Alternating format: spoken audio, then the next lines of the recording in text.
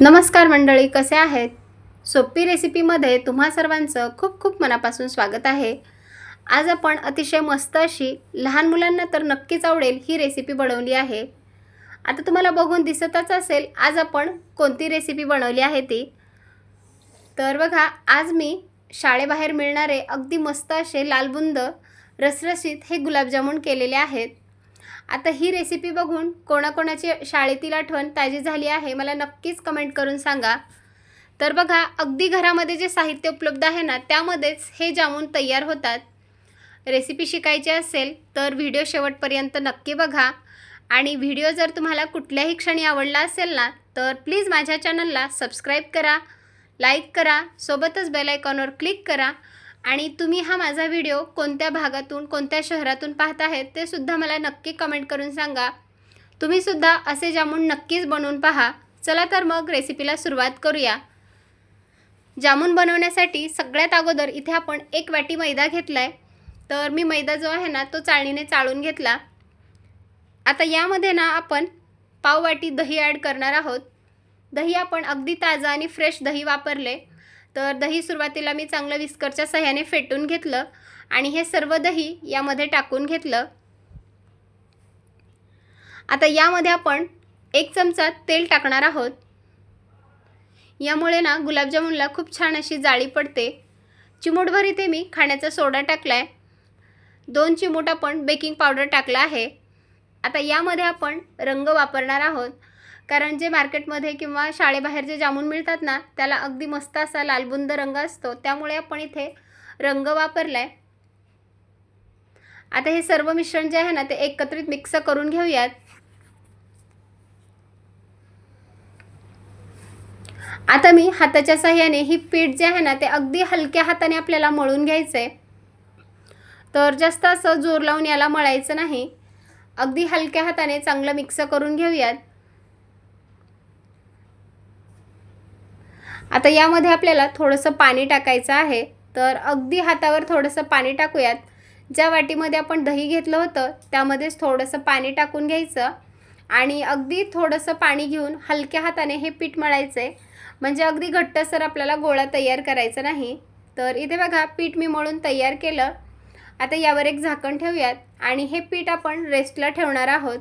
एक 10 ते 15 मिनिट हे पीठ रेस्टला ठेवूयात आणि एकीकडे लगेचच पाकाची तयारी करूयात. पाक करण्यासाठी मी गॅसवरती एक पातेलं गरम करण्यासाठी ठेवलं. त्यामध्ये 1 वाटी साखर टाकली. ज्या वाटीने आपण 1 वाटी साखर घेतली होती ना त्याच वाटीने आपल्याला 1 वाटी पाणी टाकायचं आहे. आणि आता सुरुवातीला हाय फ्लेमवर आपल्याला याला चांगली उकळी काढून घ्यायची आहे. आता जामूनसाठी जो पाक आहे ना तो आपल्याला अगदी 2 तारेचा किंवा अगदीच जास्त असा घट्टसर करायचा नाही किंवा दाट करायचा नाही. फक्त 1 तार तुटेल एवढाच आपल्याला पाक बनवायचा आहे. साखर पूर्णपणे विरघळली. आता मध्यम आचेवर एक 5 ते 7 मिनिटांमध्ये हा पाक तयार होतो. तर गॅसची फ्लेम आपण अगदी कमी केली आणि 4 ते 5 मिनिटांसाठी किंवा 7 ते 8 मिनिटांसाठी हा पाक बनवून घेऊयात. अगदी मध्यम आच करायची आणि यावरच हा पाक आपण तयार करून घेऊयात.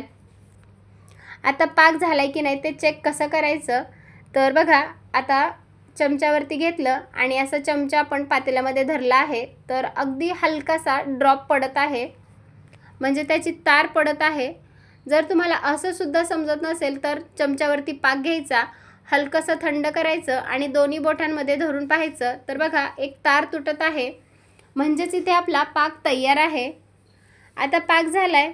या स्टेजला आपण गॅस बंद करून घेऊयात आणि यामध्ये आता व्हॅनिला एसेन्स टाकणार आहोत.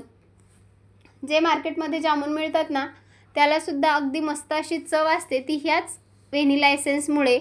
1 चमचाभर व्हॅनिला एसेन्स टाकला आणि पाकाचं पातेलं खाली काढून घेऊयात. आता बघा, पीठसुद्धा आपलं रेस्ट झालं आहे. आता लगेच आपण याचे जामून बनवून घेऊयात. तर पोळीपाट घेतला, त्यावरती हा पिठाचा गोळा ठेवून घेतला आणि आता याचे मी ना 2 भाग करणार आहे. तर थोडंसं कोरडं पीठ लावून घेतलं आणि आता याचा एक छोटासा गोळा बाजूला करूयात. आता याची ना एक लांब आपण सुरळी करून घेऊयात. मी हाताच्या साहाय्याने गोल बनवणार नाही, तर अशी लांब सुरळी करायची आणि आता चाकूच्या साहाय्याने छोटे छोटे भाग आपण कट करून घेऊयात. तुम्हीसुद्धा हे शाळेच्या बाहेर मिळणारे जामून खाल्ले आहेत का? जर खाल्ले असतील ना तर मला नक्की कमेंट करून सांगा. आणि तुम्हीसुद्धा एक वेळेस या पद्धतीने हे जामून नक्कीच बनवून पहा. इतके भन्नाट झाले आहेत ना. तर बघा आता छोटे छोटे आपण भाग कट करून घेतले आणि अगदी हलक्या हाताने छोटासा आपण गोळा बनवून घेऊयात. आता अशाच प्रकारे ना बाकीचे जे राहिलेले आहेत ना ते सुद्धा आपण अशाच प्रकारे हे जामून बनवून घेऊयात.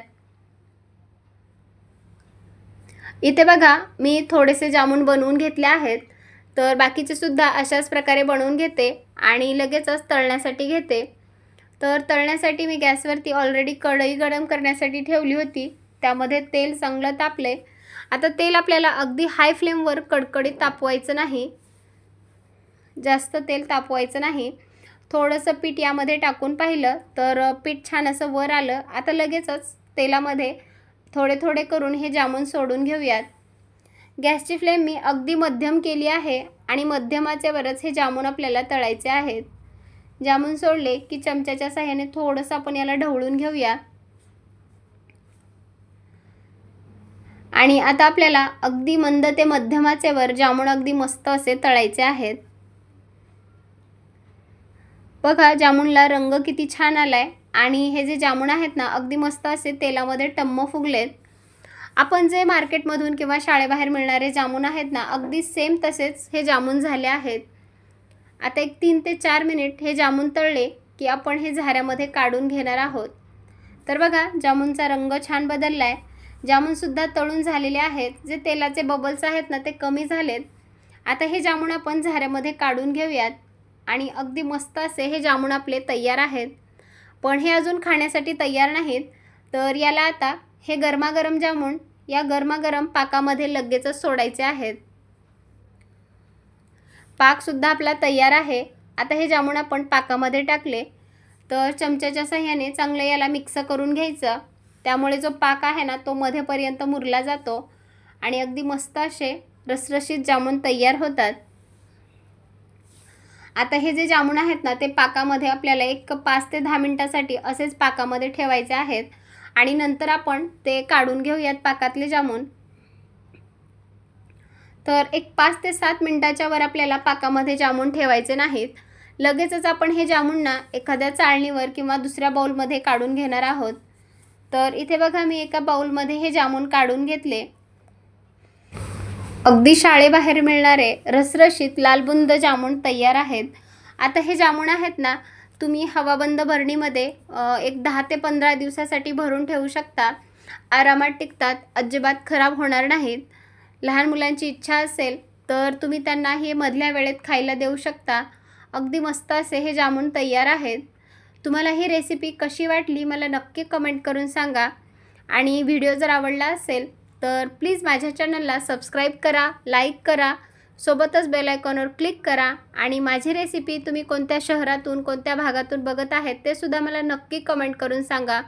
तुमचे अनुभव माझ्यासोबत शेअर करा. चला तर मग पुन्हा भेटूयात अशाच एका रेसिपीसोबत. तोपर्यंत बाय बाय.